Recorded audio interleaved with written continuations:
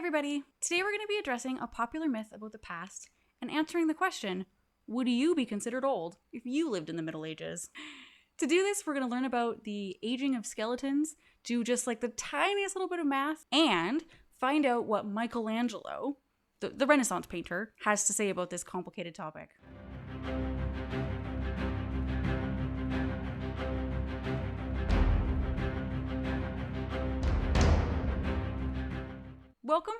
Welcome back if you've been here before. I'm Dr. Erika Sigurdson, and this is Making History. So it was my birthday a few weeks ago, and I just turned 38, which I understand for YouTube is like phenomenally ancient. Don't worry, I'm not sensitive about it or anything, but I appreciate that that's kind of a thing that happens on YouTube. So here's the question for the day. If 38 makes me very old for YouTube, what about the olden days? Would I be considered like an old woman back in the Middle Ages? So I come across this myth every now and then, and it bugs me. Maybe more than it should, really. There's two parts to it. So we can start with the fact or the possible fact that the life expectancy of people in the Middle Ages or, the olden days was somewhere in the range of 30 years old. You hear all kinds of numbers, don't you? And we'll get to it, but it's possible. But then the next part is the idea that follows out of that a human person in their 30s or 40s would somehow be considered old or in their old age in the past. I think you tend to hear it more as a joke. At least that's my impression. Like people saying, oh, I'm turning 30. I'd be an old lady if I lived in the Middle Ages. So I want to give people the benefit of the doubt to a certain extent. I don't know how many people actually believe, if they thought about it, that a person in the Middle Ages genuinely looked or was considered to be like a senior citizen once they hit 30 or 40. But I don't know. And I don't like jokes because I am an old lady and I don't like fun. So we're going to delve right in and overanalyze and definitively answer this question. So were people considered old if they managed to somehow beat the odds and live into their 30s? I'm not going to tease it out. No, just not at all. Obviously, we can do so much better than that. Why answer a question succinctly and accurately when we can just talk around it for 15 minutes or so? Okay, so let's do it.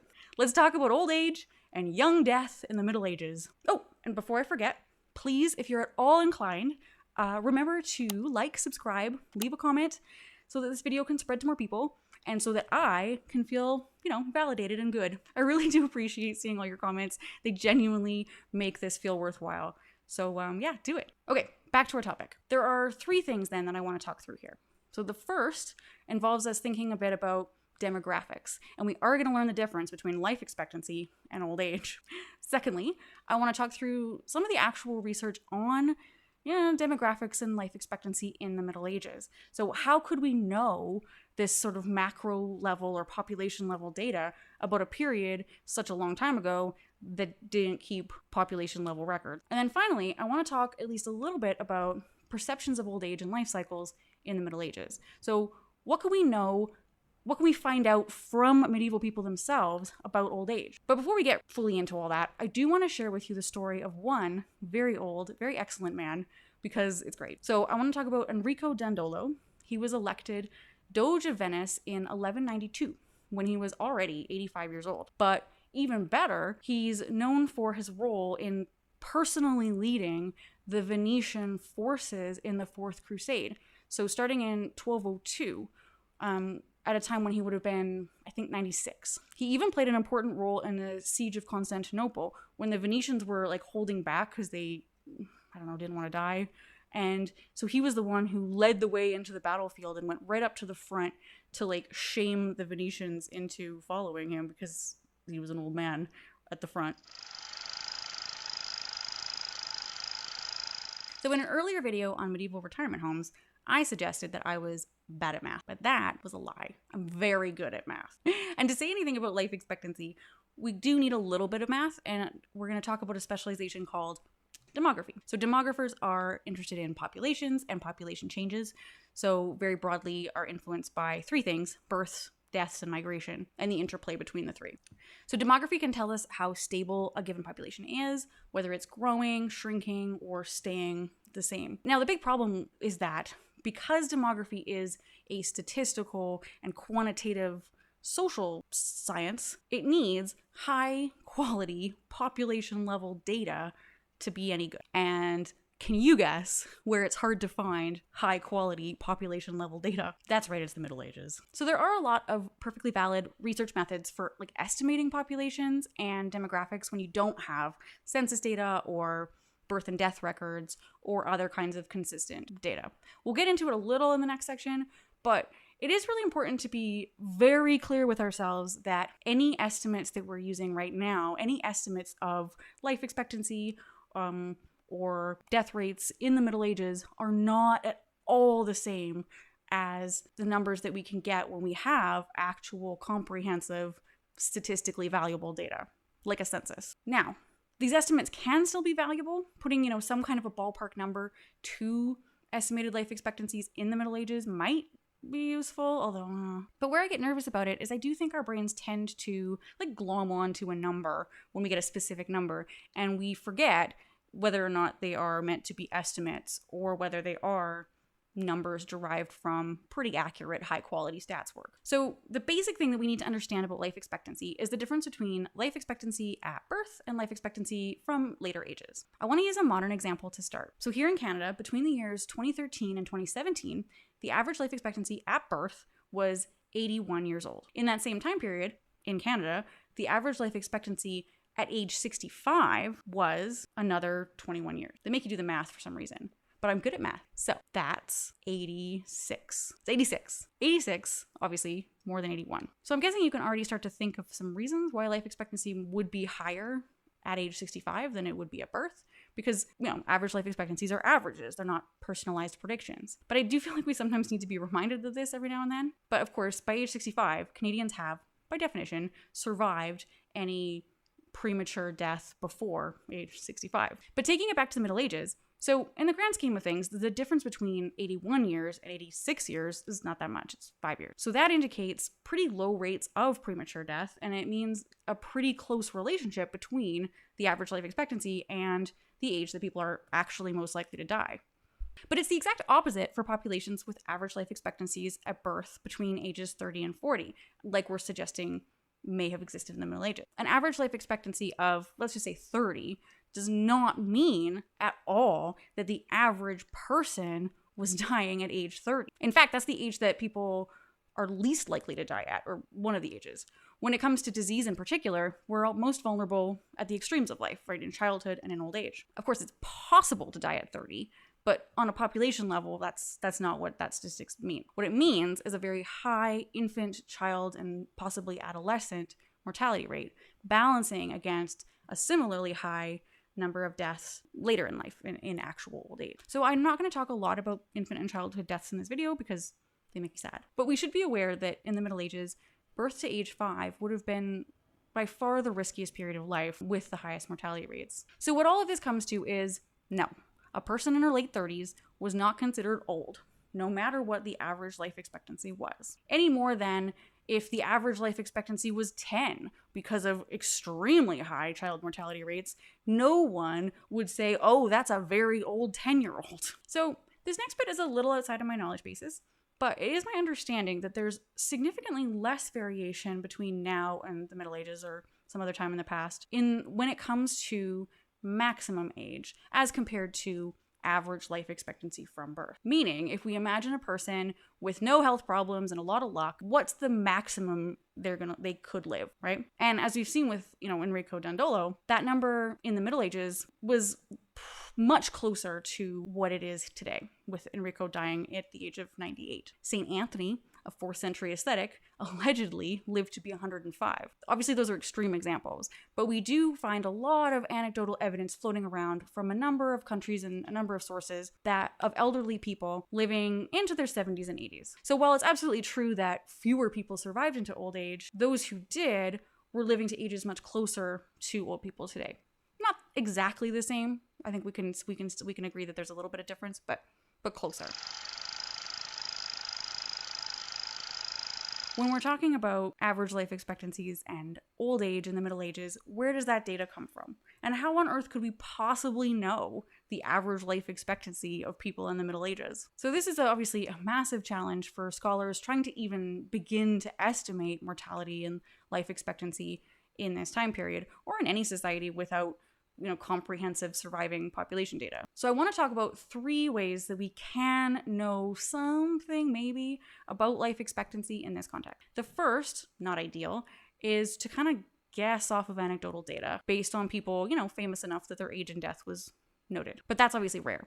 And those deaths are not likely to be representative of the general population. They're likely to be either, kings and otherwise important people, or clerics and the people who were writing stuff down and the people close to them. A second method is through analysis of death records from a particular group or area that had those records available, and then using that as a case study to try and generalize out from. One such group are the clergy in certain contexts, and especially monks in the later Middle Ages.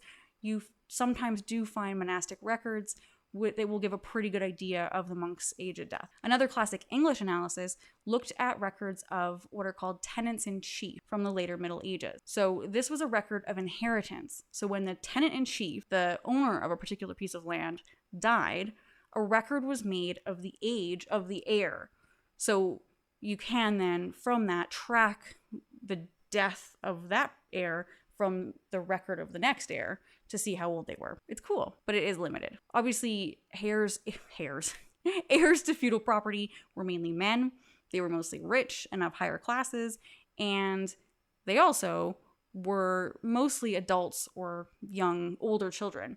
So they can't really tell us anything about early mortality. Now, a final method is by dating skeletons. So there have been a number of attempts to, dig up medieval cemeteries and try to determine the age of the skeletons at death. This is not an exact science. You can age children, apparently, fairly accurately because of their teeth, especially. But in adulthood, it gets a lot more complicated. And apparently, over 50, the skeleton will stop doing anything to help us determine the age. So one sort of better known bias of skeleton data and skeleton dating is that the older ages can be underestimated. There's some other issues too, but this is the one that's relevant to our topic for today. There's a more recent development in archaeology that involves some science that I don't understand, but that is a little bit more accurate with older adults. And we're seeing a kind of revision of some of the dating of those skeletons. But another challenge with skeleton data is highlighted by an archaeologist named Roberta Gilchrist. She explains that infants are significantly underrepresented in cemetery burials for the Middle Ages. There's probably a lot of reasons, and we could go into that, but the fact of it, at least, is very clear. So Gilchrist suggests that we avoid thinking about aging in the Middle Ages from the point of view of life expectancies.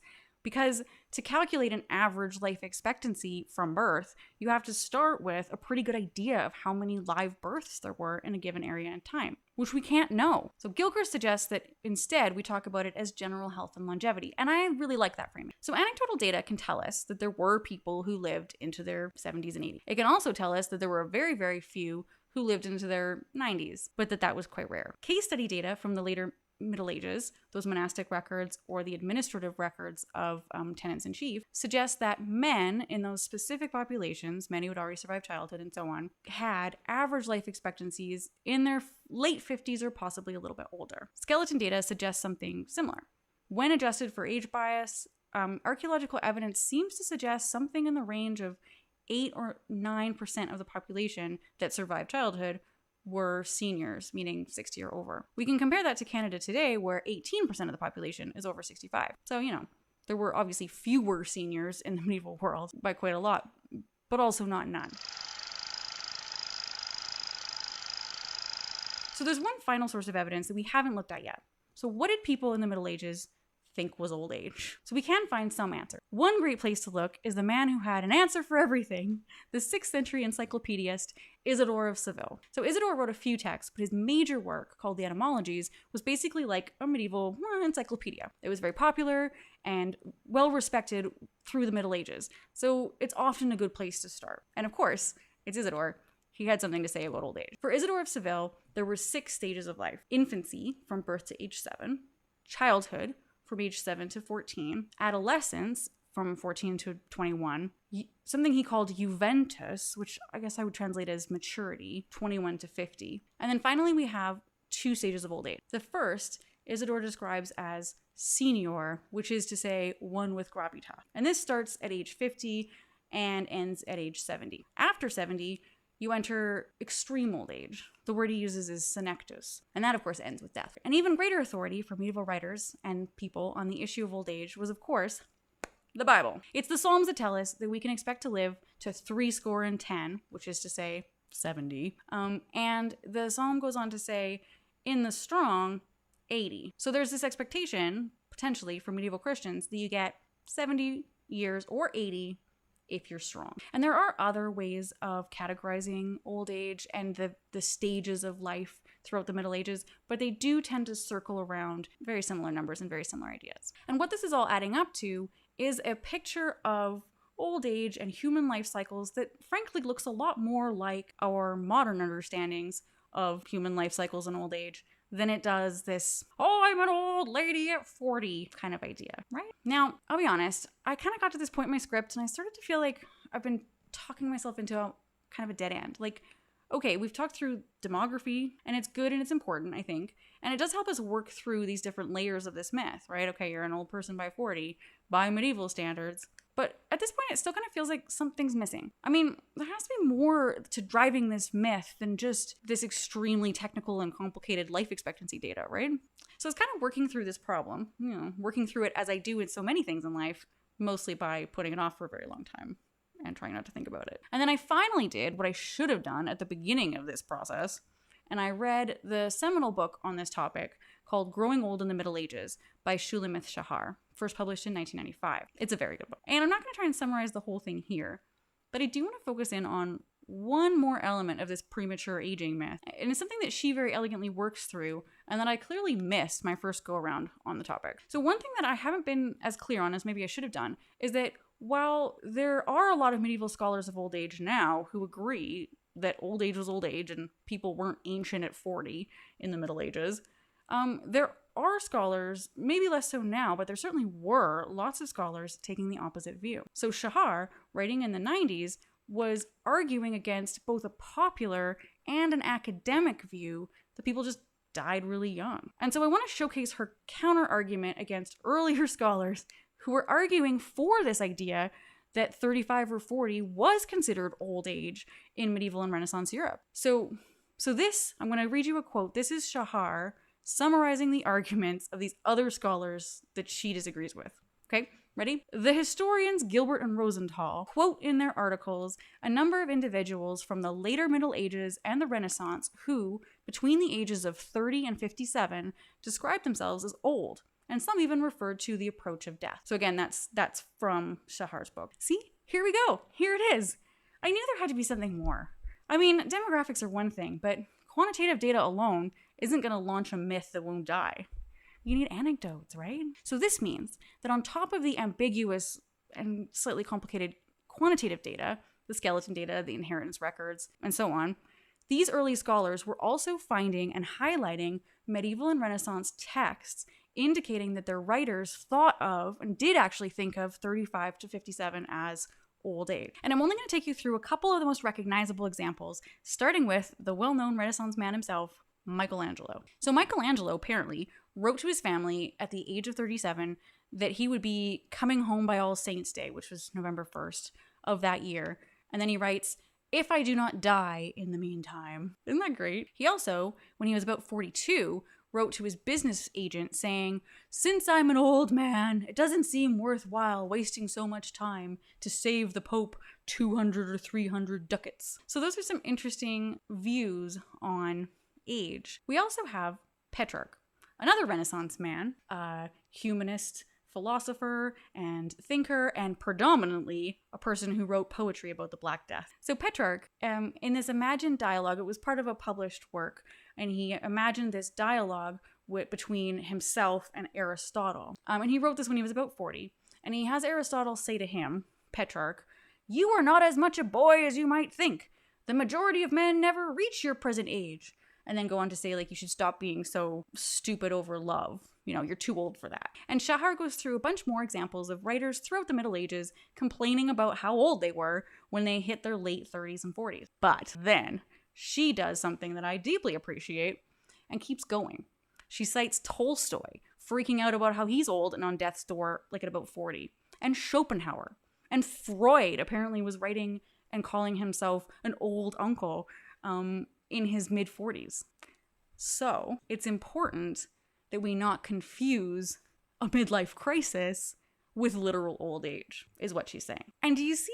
We come full circle. I put it to you that this explains the popularity and the prevalence of this myth in the first place. You know, this jokey kind of self-deprecating, ha ha ha, I'm almost 40. If it were the Middle Ages, I'd be dead by now. What is that if not a modern version of Michelangelo telling his family, I'll be home by Halloween if I'm not dead by then, ha ha ha. We all are just facing the midpoint of our lives and the knowledge of our own mortality, right? We might tell jokes, we might have a health scare, we might tell long, boring anecdotes about our various aches and pains and all the things we used to be able to do when we were in our 20s. I kind of did it myself at the start of this video, didn't I? You know, I was like joking about being old for YouTube. It's interesting that that is such a universal and common phenomenon. I think it's great, actually, that there's evidence that we share this very human experience of hitting 40 and freaking out, maybe, with our medieval ancestors. With Michelangelo, maybe even. Isn't that cool? So I've been frustrated with it because I've been seeing it as a distancing thing, as people, more evidence of people in the present day exhibiting a kind of cultural arrogance towards the past.